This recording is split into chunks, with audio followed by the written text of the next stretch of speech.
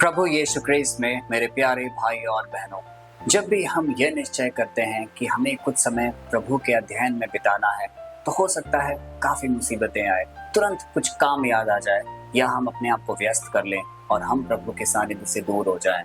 आज का वचन हमें यह सिखाता है कि जब भी हमारा दिल, हमारा हृदय कहता है कि ईश्वर के वचन को हमें सुनना है, उसके समीप जाना है, तो हम तनिक भी देरी ना करें, क्योंकि हो सकता है कि वो एक पवित्र आत्मा का हमारे जीवन में एक स्पर्श हो। पवित्र आत्मा हमसे कुछ करवाना चाह रहा हो, वो चाह रहा हो कि हम एक साथ मिलकर प्रार्थना करें, लेकिन अगर हमने अपने काम, अपनी व्यस्तता को बीच में लेकर आए तो उस क्षण से हम वंचित हो जाएंगे और हमें वरदान व आशीष नहीं मिलेगा।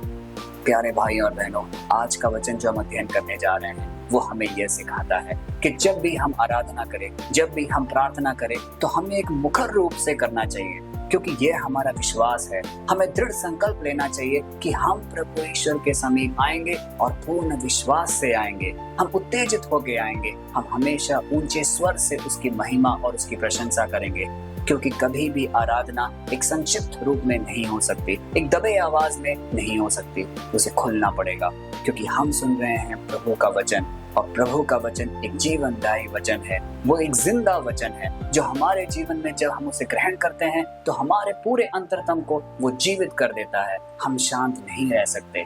हमें उस वचन को कई लोगों तक पहुंचाना होगा, हमें कई जगहों पे उसका प्रचार करना होगा, और इस तरीके से प्रभु का वचन कई लोगों तक पहुंचेगा। तो आइए आज का वचन का अध्ययन करें, जो कि लिया गया है रेवलेशन के पुस्तक से, अध्याय 1 पद संख्या 9 से 13। वह हमें यह दिखाता है कि जब भी हम कोई प्रेरिताई कार्य करने के लिए आगे बढ़ते हैं तो हो सकता है कुछ दिक्कतें आए, कुछ मुसीबतें आए, लेकिन वो सारी मुसीबत, वो सारे मुश्किल भरे क्षण हमें प्रभु के समीप लेके जाते हैं, प्रभु के सानिध्य में लेके जाते हैं। इसलिए हमें धैर्य नहीं खोना है, हमें हताश नहीं होना है, क्योंकि प्रभु के आत्मा, पवित्र आत्मा हमारे साथ रहेगा और वो हमें एक मार्गदर्शक के रूप में हर वो राह पे लेके जाएगा जहाँ प्रभु का सानिध्य उपस्थित होगा। तो आइए इस वचन का अध्ययन करें। रेवलेशंस अध्याय 1 पद संख्या 9 से 13 हमें यह दिखाता है, मैं यूहन्ना तुम्हारा भाई और यीशु की पीड़ा, राज्य और धीरज में तुम्हारा सहभागी, परमेश्वर के वचन और यीशु की गवाही के कारण पतमुस नामक द्वीप में था। प्रभु के दिन मैं आत्मा में था और अपने पीछे तुरही के समान एक बड़ा शब्द सुना, जो कह रहा था, जो कुछ तू देखता है उसे पुस्तक में लिख और उसे एशियन समुद्र के किनारे के 7 कलीसियाओं को भेज दे। मैंने मुड़कर उस शब्द को देखने के लिए देखा जो मुझसे बात कर रहा था, और मुड़कर मैंने 7 सोने के दीपक देखे, और उन दीपकों के बीच मनुष्य के पुत्र के समान एक पुरुष देखा, जो पैरों तक का वस्त्र पहने हुए और छाती पर सुनहरी पेटी बांधे हुए था। प्यारे भाई और बहनों, ये है यूहन्ना अपनी आत्मकथा बताते हुए। अगर हम इस दृष्टांत को पूर्णतः विश्लेषण करें तो हम पाएंगे कि इसके 3 प्रमुख भाग हैं। पहला भाग, जब यूहन्ना अपनी आत्मकथा हम सबको समझा रहे हैं, यहाँ पे 3 इंपॉर्टेंट केंद्र बिंदुएं हैं। वो ये बताते हैं कि जब जब मैंने ईश्वर के राज्य की ओर तलाशा, जब मैं पीड़ा सहा और जब मैं धीरज अपने जीवन में बनाए रखा, तब मैं ईश्वर के सानिध्य में था। इससे हमें यह चेतना मिलती है, इससे हमें यह संदेश मिलता है कि जिस भी व्यक्ति को ईश्वर के सानिध्य में रहना है, ईश्वर की कृपा में रहना है, तो उसे पीड़ा जरूर होगी, उसे धीरज भी बनाए रखना होगा, उसे ईश्वर के राज्य की ओर सदा चलते रहना पड़ेगा। प्यारे भाई और बहनों, यूहन्ना एक अलग से एक द्वीप, एक अकेले शांत से द्वीप पतमुस में फंसे हुए थे। वो वहाँ पे पीड़ा में सिचुएशन में थे, वो दुख और दर्द झेल रहे थे, लेकिन उनकी दर्द और पीड़ा के बीच प्रभु ईश्वर का सानिध्य उनके साथ था, क्योंकि ईश्वर उन्हें एक अद्भुत दृश्य के लिए तैयार कर रहा था। क्योंकि आगे ये लिखा गया है, प्रभु के दिन मैं आत्मा में था, प्रभु के दिन मैं आत्मा में था। वो एक संपूर्णता सा अपने अंदर महसूस कर रहे थे, और वो क्षण था जब ईश्वर उन्हें तैयार कर रहे थे एक बड़ी वाणी के लिए। क्योंकि आगे लिखा गया है कि एक वाणी उन्हें सुनाई दी, और उस वाणी ने यह कहा कि तुम जो कुछ भी यहाँ पे देख रहे हो उसे पुस्तक में लिखो और उन्हें 7 कलीसियाओं तक पहुंचाओ, उस 7 कलीसियाओं को भेजो। और जब यूहन्ना ने पीछे मुड़कर देखा कि ये आवाज आ कहां से रही है, तब वो देखते हैं कि वहां पे 7 सोने के दीपक थे, और उस 7 सोने के दीपक के बीच एक मनुष्य जैसा व्यक्ति खड़ा हुआ था, और वो था उनके लिए दिव्य दर्शन। प्यारे भाई और बहनों, हमारे सामने भी कई दिक्कतें आती हैं, कई मुश्किलें आती हैं। कुछ ऐसे समय आते हैं जब हम सोचते हैं कि लोगों ने हमें बहिष्कार कर दिया है, हमें छोड़ दिया है, हमें नकारात्मक चीजों से हमारी भेंट कराते हैं। लेकिन ईश्वर हमें यह कहता है कि उन सारी मुसीबतों में, उन सारे गर्तों में मैं तुम्हारे साथ हूँ। तुम भले ही आज एक द्वीप में अपने आप को देख रहे होगे जहाँ कोई भी नहीं है, तुम अकेले हो, तुम निराश हो, जिस प्रकार यूहन्ना भी वहां पे निराश थे, पतमुस नामक द्वीप में थे, अकेले थे, पीड़ा में थे, लेकिन धीरज बनाए हुए थे। आज हमें भी ये वर्ष ये शिक्षा देती है कि सारे दुख संकटों में हमें धीरज बनाए रखना है। इन सारे मुश्किलों के बावजूद हमें अपना नियमित प्रार्थना रोज करनी है, क्योंकि जब भी हम ईश्वर के सामने आते हैं, पवित्र बाइबल को खोलते, पढ़ते और उसका अध्ययन करते हैं, तो ईश्वर हमें एक बहुत बड़े दिव्य दर्शन के लिए तैयार करता है। एक ऐसा दिव्य स्पर्श जो हमारे जीवन को पूर्णतः बदल देगा। हमारी सारी बीमारियां, सारी आवश्यकताएं, सारी निवेदन ईश्वर के नाम पे पूरे होंगे। हमें सिर्फ उस पे अटूट विश्वास व भरोसा रखना है। प्यारे भाई और बहनों, इस वचन में यह भी लिखा गया है कि यूहन्ना उस समय आत्मा में थे। वो आत्मा में थे, इसका मतलब वे पूर्णतः पवित्र थे, वो पूर्णतः संपूर्णता वो महसूस कर रहे थे अपने जीवन में।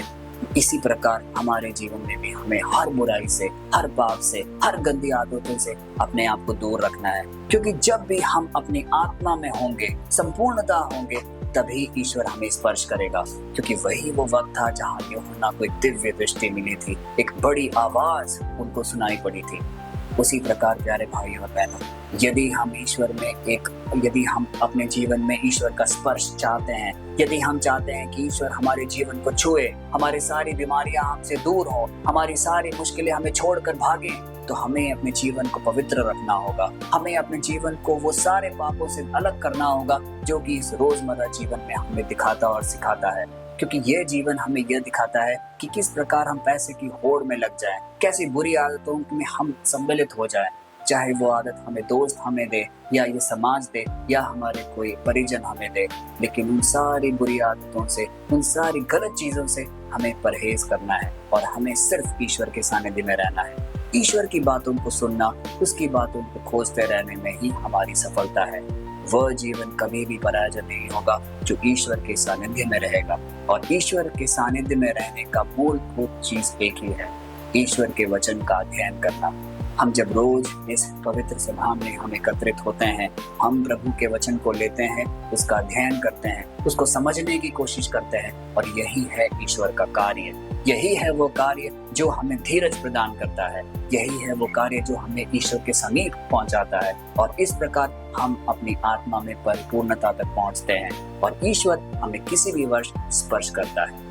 प्यारे भाई और बहनों, आज का वचन हमें एक और बिंदु पे केंद्रित करता है हमारी सोच को, और वो है जब यूहन्ना को यह कहा गया कि जो कुछ तुम यहाँ पे देख रहे हो उसे एक पुस्तक में लिखो और 7 कलीसियाओं को भेजो, 7 कलीसियाओं को भेजो। और बाद में लिखा गया है कि 7 सोने के दीपक दिखे और उन 7 सोने के दीपक के बीच एक मनुष्य पुत्र दिखा। तो ये चीज हमें यह दर्शाता है कि ईश्वर हमेशा अपने कलीसिया के बीच रहता है।